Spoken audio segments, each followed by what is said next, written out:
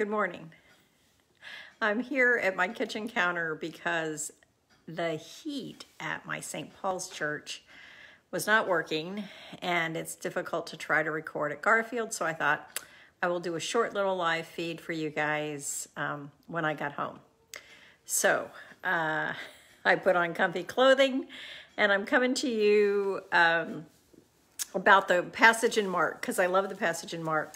So my churches this morning celebrated All Saints Sunday, and it was just really kind of cool that the lectionary for the day was about the great commandment, Hear, O Israel, the Lord thy God, the Lord is one, the great Shema.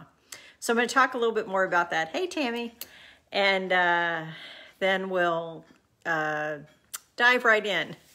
So I'm in Mark chapter 12, 28 through the verses where I stop.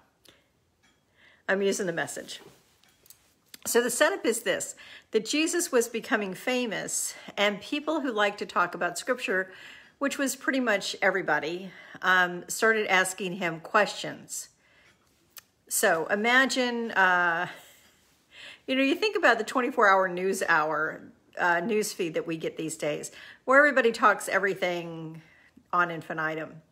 Well, in the early days, the one text that they had consistently was the law, the first 5 books of the Bible, the Old Testament, and the prophets. And so men particularly would sit around on the Sabbath day when you couldn't work, and they would talk about the nuances of what was in those scriptures that they had.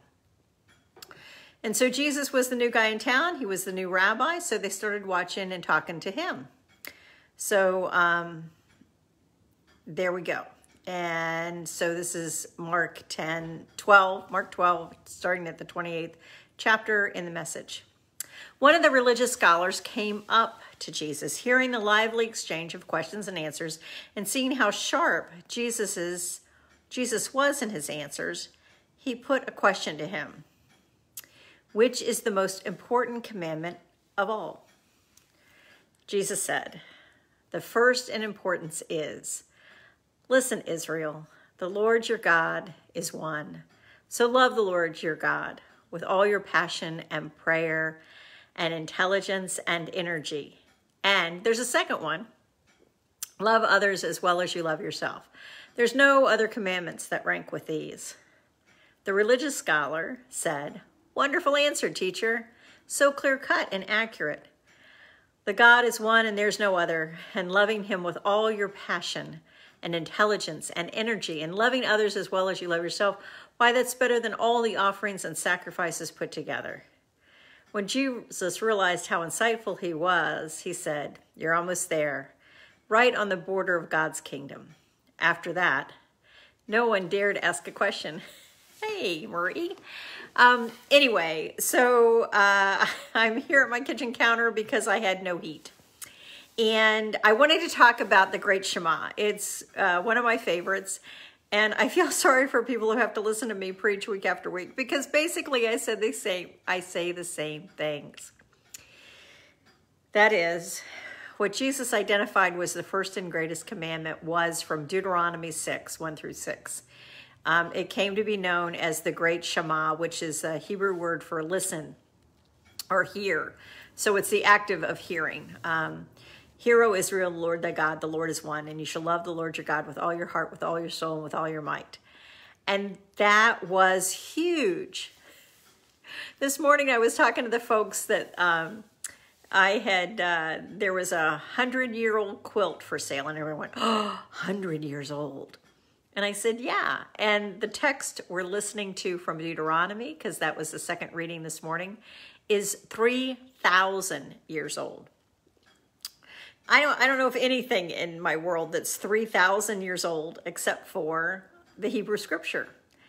And I know that there's stuff that's ancient and ancient teachings, but in terms of what's in my life and what brings me strength and comfort, that's about it, is the Old Testament. And for Jesus to say that of all the commandments, and again, he knew the 10 Commandments, he knew all the commandments in Leviticus, which were repeated, and all the rules that had become popular and been pulled out kind of Leviticus.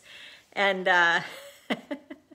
so it's good to see everybody on this morning. He really said, focus, Mary.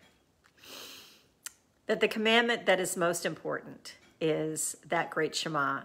Now, men, particularly because they were the ones who were educated in Jesus's world, they would sit and have these conversations all the time.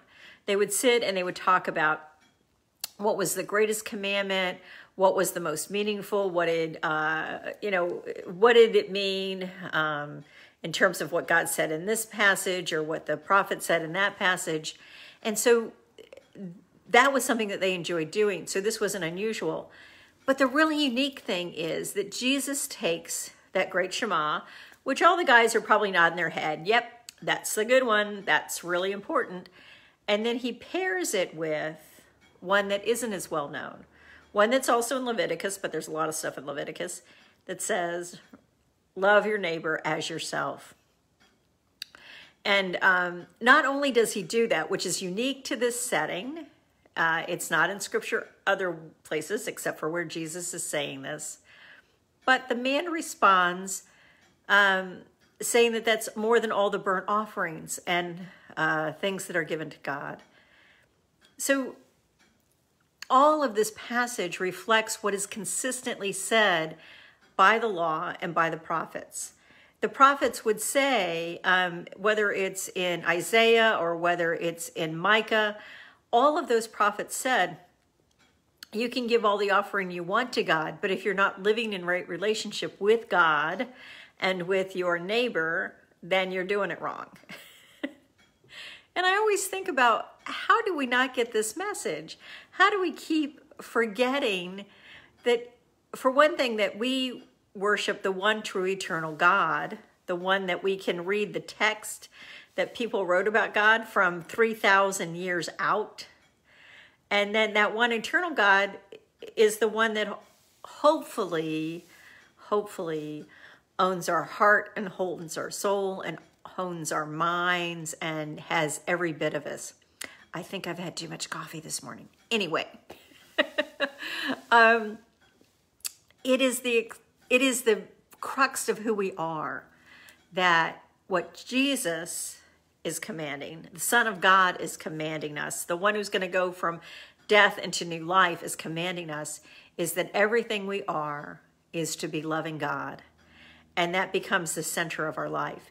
And I always think if that's the center of our life, then everything else falls into place. And for me, it does. When that relationship with God is right, and when I feel like I'm pleasing God, then all the other things fall in line. And one of the things about this morning's worship that was precious to me was that we remembered those who had died in the past year. And for those of us who have had dear loved ones, years pass. It doesn't matter how many years pass, but they're still a part of that life of ours that is past. And I think about how quickly those things happen, how much my life has changed in the last few years, quickly, and that my life really is pretty darn short, particularly from this other side of 60. So all of those things are fleeting and short. And the prophets said that as well.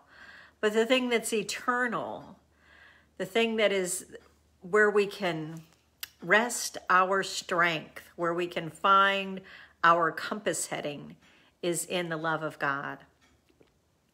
And I love that in this passage, Jesus doesn't talk about us just living in right relationship with God. Although I think because of who Jesus was and how he lived, it should move us into right relationship with everyone around us and with our planet and with our environment, with animals, important animals. But Jesus articulates, then the second one is like it, that we should love our neighbor as ourselves, which of course makes perfect sense. God is not only loving you and me, and I love seeing all my dear friends on my phone because I can see who's watching and love them so dearly. So God is not just loving you and me and that wonder, but Jesus is asking for us to love each other. In the Luke version of this, I'm in the Mark version, but in the Luke version of this, the man asks him, so who's our neighbor? And we get the story of the Good Samaritan, the one who is in need. Truly, Jesus is telling us everything we need to know about our lives. And I think about how simple that is. We're headed into holidays. And if you haven't seen the catalogs, I got some in my recycling bin that you can have. Stacks and stacks and stacks of magazines, as well as ads, which I try to ignore. And I think about all of the frou-frou stuff that people are trying to sell me, from wine glasses to t-shirts to hats to some new device for the kitchen that's supposed to make cooking easier. And unless you come into my kitchen and do it for me, it's not going to be easy enough. So all of those things that they're trying to capture our attention with. And the one thing that Jesus says that's essential in our lives is that we should remember that we have one God who is eternal. And we should love God with everything that we are. And that will lead us, I think, into loving one another. It's so wonderful to have this scripture. I don't know about you, but we have a text that is 3,000 years old in the Old Testament or Hebrew scriptures. And we have a text of our living Lord that's a couple of thousand years old. And everything for us is in the blink of an eye. But God doesn't leave us alone trying to figure out in the blink of that eye what we're supposed to do or who we're supposed to be, but claims us and names us as God's own, claims us as the saints of God's church. Because it's not just those who have passed, but it's us today who are believing in Jesus Christ, who are to live that convincing life, that to be someone of faith is a good thing. So one of the other things I said this morning as we remembered those who had died over this past year, which I know is so hard for so many people to lose someone that you love. But what I consistently say when I gather to celebrate someone's life is to think about the preciousness of that person's life and what they brought to you. I know that there's been human beings who have brought joy into my life, or humor, or just a steadfastness that I'm amazed at, or a faith that is so deep, or just a kindness. There's so many people who have lived that for me and have passed from this life into whatever happens next in God's grace. And so what I say is that as you have enjoyed that aspect of that human being, think about how you can keep it going by living it out in your life. Think about how you can live that strength and that faith. At my Garfield church, there's a woman who, all I was asked when I got to Garfield was if I had known Jeanette. And I hadn't. And I am sorry that I never got to know her because she had passed before I got there. But her life and her legacy lives on in that church because of who she was. There's others too in my St. Paul's church, dear sweet Betty. So many folks. And I think that we're not just supposed to mourn, although it is sad that they're not with us, but also take up the work that they were doing, the joy that they were sharing, the faith that they were living as we continue to go on in this world, in this day. So this day, the sun is shining. The clocks have changed, and I successfully got up an hour early only to find my sanctuary at St. Paul so freezing cold it was not going to work out. But it was neat to do a group text and have all of my friends at church, my family at St.